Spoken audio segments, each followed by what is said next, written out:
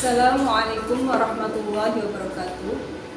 Anak-anakku semua yang saya sayangi, alhamdulillahirrabbilalamin, kita bertemu kembali belajar bersama mata pelajaran pendidikan agama Islam dan budi pekerti kelas 7 semester 2 bab 13 tentang Khulafaur Rasyidin. Sebelum pembelajaran ini kita mulai, Ibu mohon untuk like, subscribe dan komennya ya. Bagi yang sudah like, subscribe dan komennya, Ibu ucapkan terima kasih banyak. Marilah kita mulai pembelajaran ini, yakni tentang sejarah perjuangan dan kepribadian Khulafaur Rasyidin. Ada 4 Khulafaur Rasyidin, yakni yang pertama adalah Abu Bakar As-Siddiq radhiyallahu taala anhu, Umar bin Khattab radhiyallahu taala anhu, Utsman bin Affan radhiyallahu taala anhu, Ali bin Abi Thalib radhiyallahu taala anhu.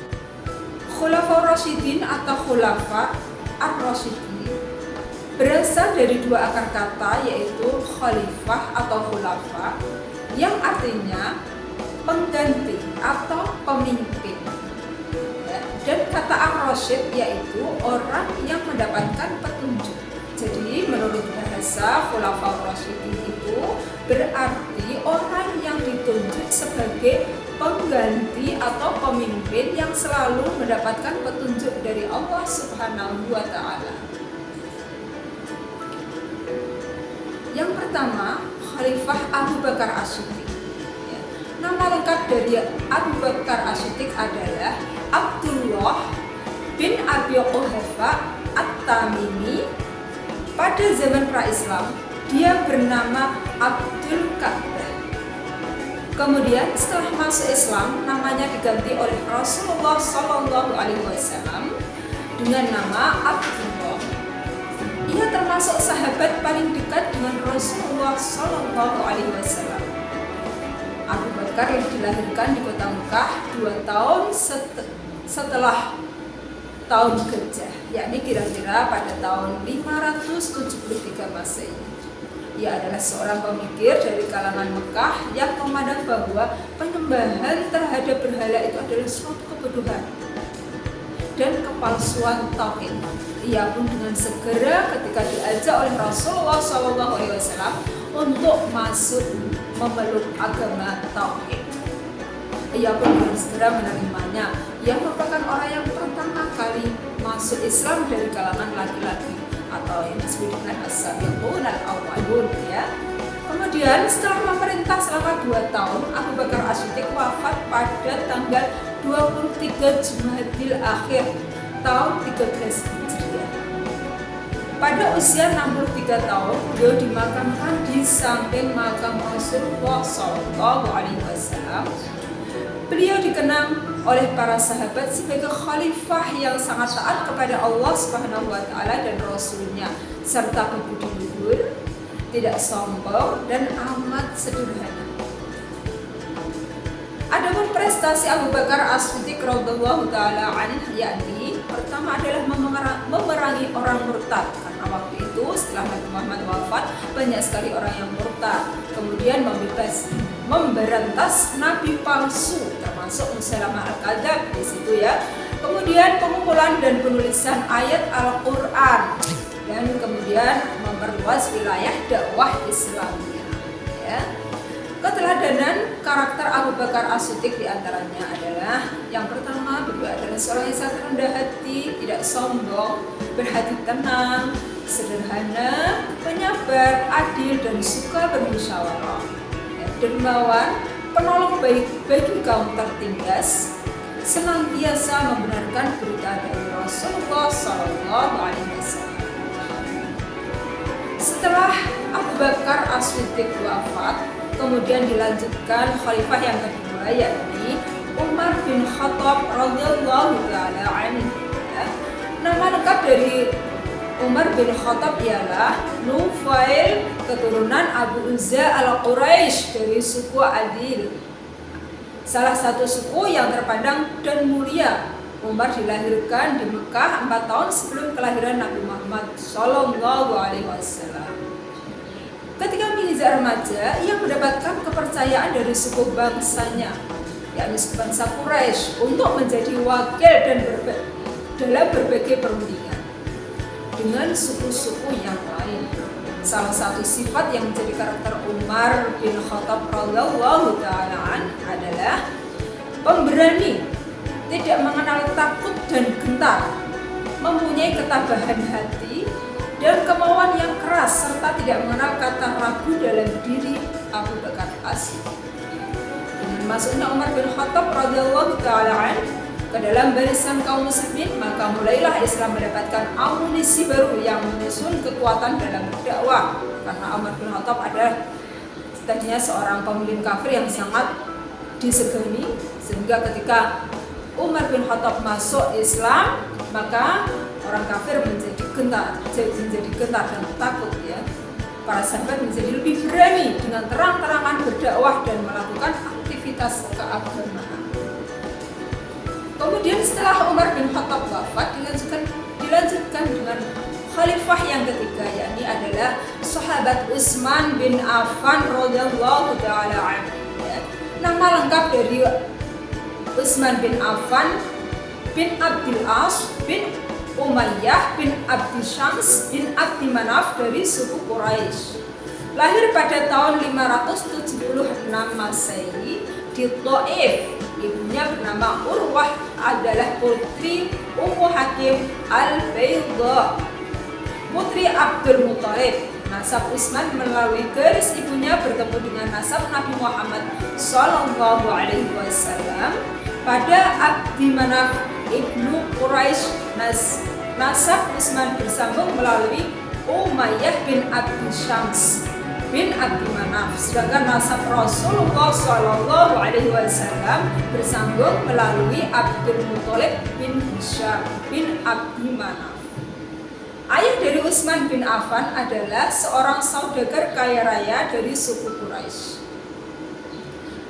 Pada periode pertama, Utsman bin Affan radhiyallahu ta'ala membawa Islam kepada kemajuan yang luar biasa, terutama dari segi perluasan wilayah dakwah. Pada masa periode pertama ini segalanya berjalan lancar dan stabil. Kemudian pada periode kedua, Khalifah Utsman mengalami berbagai macam rintangan yang cukup besar. Di antaranya adalah pemberontakan dan pembangkangan dari sekelompok orang yang kecewa terhadap baiat khalifah dan beberapa kebijakan pemerintahan waktu itu. Utsman memangku jabatan khalifah selama 12 tahun. Ini adalah khalifah yang paling lama ya. Tahun dimulai dari 23 sampai 36 Hijriah atau 644 sampai dengan 656 Masehi. Beliau sejak usia 70 tahun sampai dengan usia 82 tahun. Kepemimpinan Utsman sangat berbeda dengan kepemimpinan Umar. Hal ini disebabkan karena ketika Utsman diangkat sebagai khalifah sudah berusia 70 tahun, bersifat lemah lembut yang dimilikinya. Adapun prestasi Utsman bin Affan diantaranya adalah memperluas dakwah Islam, mengganti gubernur wilayah Islam yang ingin memisahkan diri dari setelah wafatnya Khalifah Umar bin Khattab. Kemudian memperbanyak naskah Al-Quran yang sudah dibukukan menjadi 7 eksemplar. Kemudian membangun bendungan untuk menjadi arus banjir yang besar dan mengatur pembagian air ke kota-kota.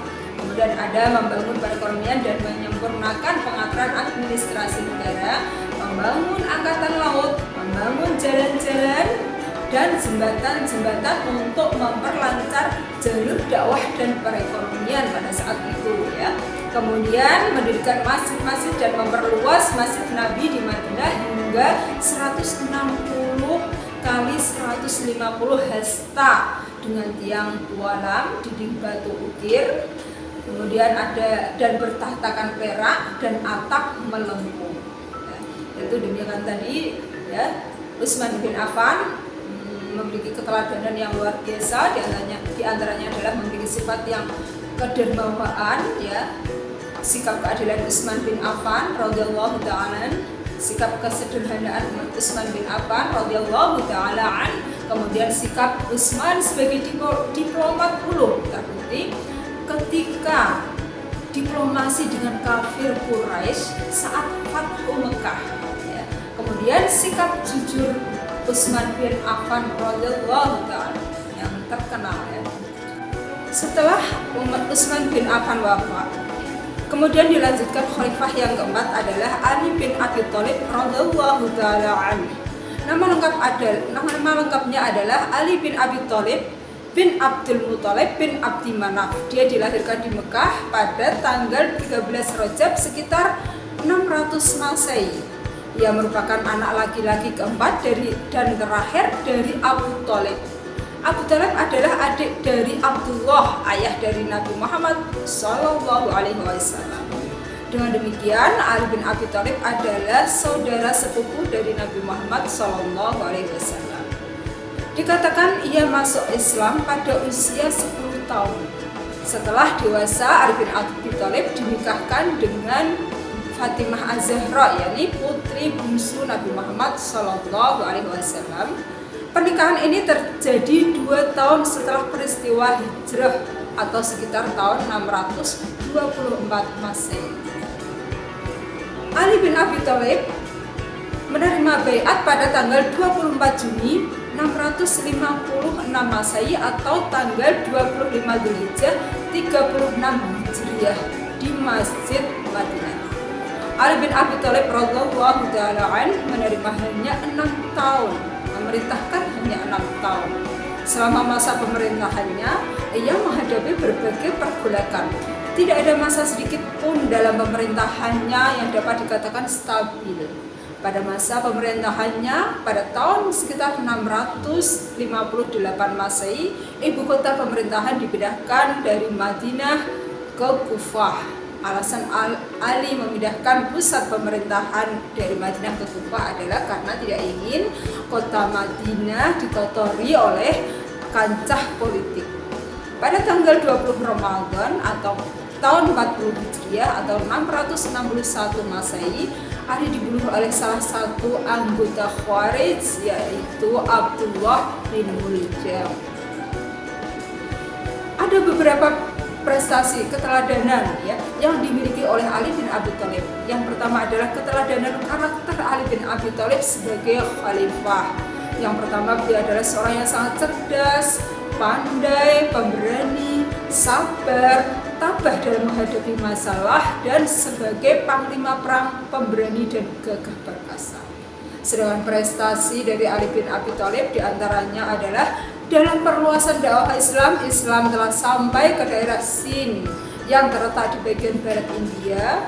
Dan dalam urusan politik, Khalifah Ali bin Abi Thalib radhiyallahu taala mengganti para gubernur yang diangkat khalifah sebelumnya serta membasmi para pemberontak yang membangkang kekhalifahan. Dalam urusan pembangunan, Khalifah Ali bin Abi Thalib radhiyallahu taala membangun kota Kufah dengan bentuk baru dan dijadikan sebagai pusat pemerintahan. Kemudian dalam perkembangan ilmu pengetahuan, Khalifah Ali bin Abi Thalib ini dikenal sebagai pembina yang menyusun dasar-dasar ilmu nahwu.